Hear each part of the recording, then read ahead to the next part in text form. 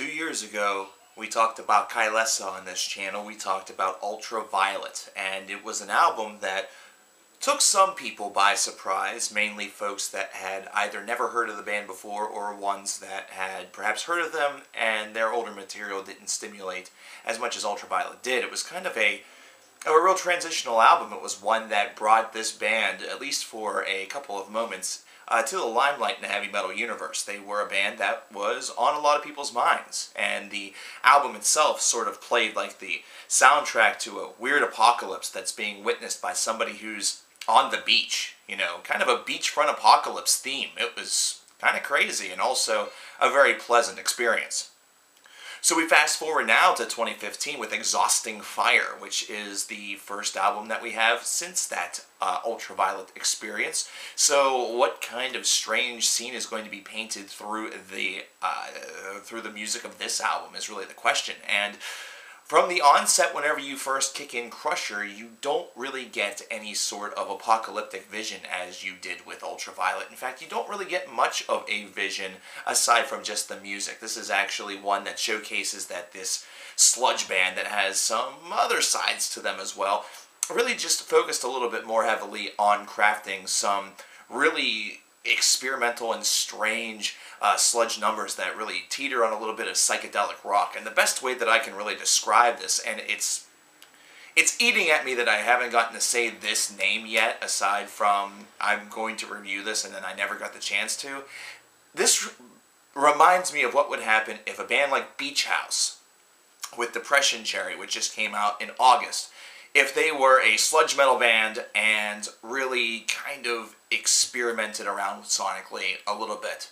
It would be a very fitting, it's a very fitting comparison. It's what if this indie band was not an indie band, they were instead a sludge metal band. And it kind of shows you the fine line, creatively speaking, that can be used as a comparison point between those two groups.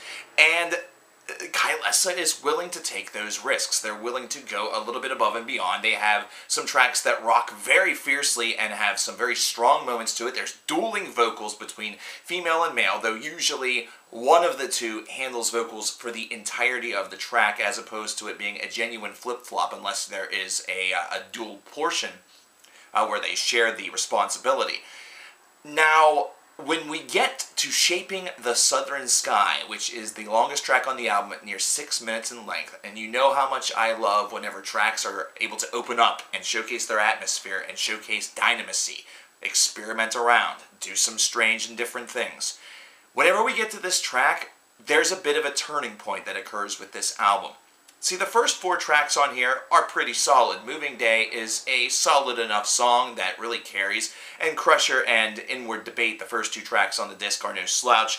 Lost and Confused is a pretty good lead-in to Shaping the Southern Sky, but just with the way in which this track crawls a little bit and really gets on its horse after that crawl, it really is a terrific way to open up the guts of this disc. And it does so right in the middle of it, almost as though it is the guts of this album and they're being torn open by the band and experimented with and explored, and we're learning all of the different things that this band has to offer if you don't know already.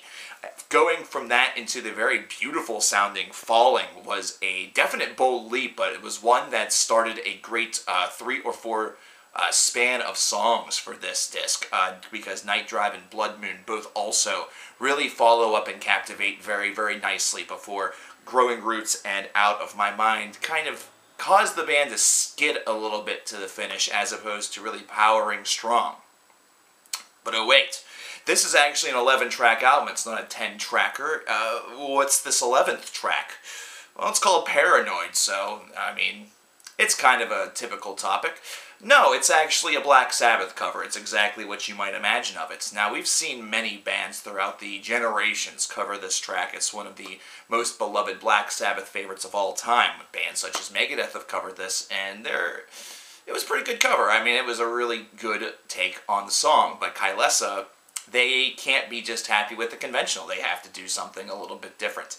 Instead of Paranoid having that very quick, very rapid-fire aesthetic to it. This is instead one that Kylesa adopts and makes their own. And this is what makes a strong cover. Whether or not it's one that necessarily is in your wheelhouse, this is a strong example as to how to transform a cover and make it your own. It's something where you adopt your style as opposed to trying to force your style to be the style of the band that you're covering in order to really craft something. This is the reason why Close Your Eyes Forever, which was done on the Device album, was probably one of the highlights. You know, David didn't try to do too much with that. So with Paranoid, we have a slower version of this track that's nearly double the length. It's something that crawls around, has a lot of minimalism behind it whenever it comes to musicality, just a guitar and a little bit of percussion, and then we have the female voice that is actually providing our vocals, and doing so in a very slowed down function. This is very much Paranoid on an acid trip, and it is actually one that builds into something quite dynamic once you hit the 2-minute and 30-second mark. Whenever we get to the point where we would hear the solo that is in this track, originally by Black Sabbath, is where the layers start to come on top of the minimalism that was there prior, and actually causes this this idea, this experiment really, to expand. This is actually a pretty darn good cover. It's probably up there with one of my favorite covers of this track that I have heard throughout my time frame as a music fan, and it's done so in such a unique way, and really it shows a band really embracing themselves while also embracing the cover, and I like that. I like the fact that they do that. It's something where they don't necessarily aim to assault it and really aim to do any damage by it. It's just something where they make it their own just enough and don't feel the need to try to necessarily impress everybody by making it sound just like the damned song. Overall, Exhausting Fire is one that I feel does not quite reach the majestic heights that Ultraviolet was able to provide for us 2 years ago, but still is a damn solid release. It has a lot of great moments that are captured within, and as a band, Kylesa just has all of the tools to make really interesting sludge metal and really interesting psychedelic metal that kind of teeters on the real outskirts of both of those levels, and then commits sort of as they go along and sort of decides their own fate in the process. It's a terrific release for those who were a fan of Ultraviolet, because it shows that this is a group that continues to morph a little bit, and also that if you love that sound, you're not going to be disappointed.